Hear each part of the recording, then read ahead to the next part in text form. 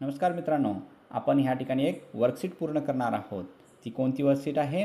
Circle the correct answers. म्हणजे जे उत्तर बरोबर आहे त्याला आपण सर्कल करणार आहोत. तर सर्कल करा चला. तर या ठिकाणी हॅव आणि हॅजचा वापर करायचा आहे. या ठिकाणी काय दिलेलं आहे सेंटेन्स पहा. आय दिलेला आहे. आय सोबत हॅव येतो की हॅज येतं? पूर्ण सेंटेन्स करायचा आहे. काय येतं सांगा पाहू. I have. यस, तुमचं बरोबर आहे. आय हॅव येतं. I have a car. माझ्याजवळ एक कार आहे.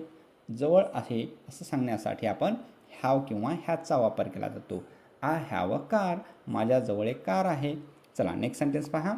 ही दिलेला आहे. ही सोबत काय येतं सांगा. हॅव येतं की हॅज येतं? विचार करा आणि सांगा. ही सोबत हॅज येतं. Yes right.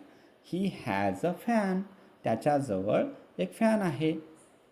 नेक्स्ट सेंटेन्स पहा. वी सोबत काय येते सांगा पाहू. हॅव येतं की हॅज येतं? या बरोबर आहे. काय आहे? हॅव येतं. तर वी हॅव अ हाऊस. आमच्याजवळ एक घर आहे. अशा प्रकारे तुम्ही वी हॅवचा वापर करू शकता. नेक्स्ट सेंटेन्स आहे शी सोबत काय येते सांगा पाहू. हॅव येतं की हॅज येतं?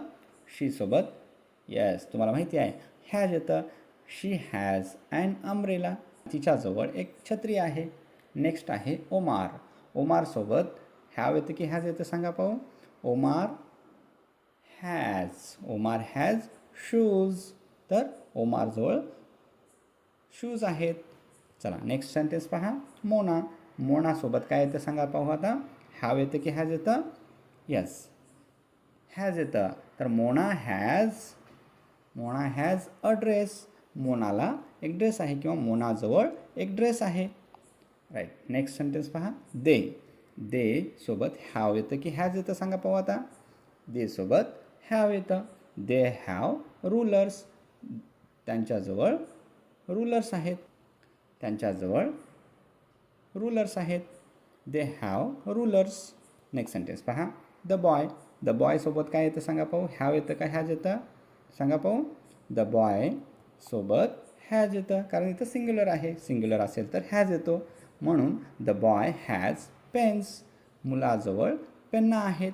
अशा प्रकारे हॅव किंवा हॅजचा वापर करून जवळ असणाऱ्या वस्तू सांगू शकता, बोलू शकता. चला तर आय दे यांच्यासोबत कशाचा वापर करायचा आहे. हॅवचा वापर करायचा आहे. आणि ही शी इट सोबत हॅजचा वापर करायचा आहे.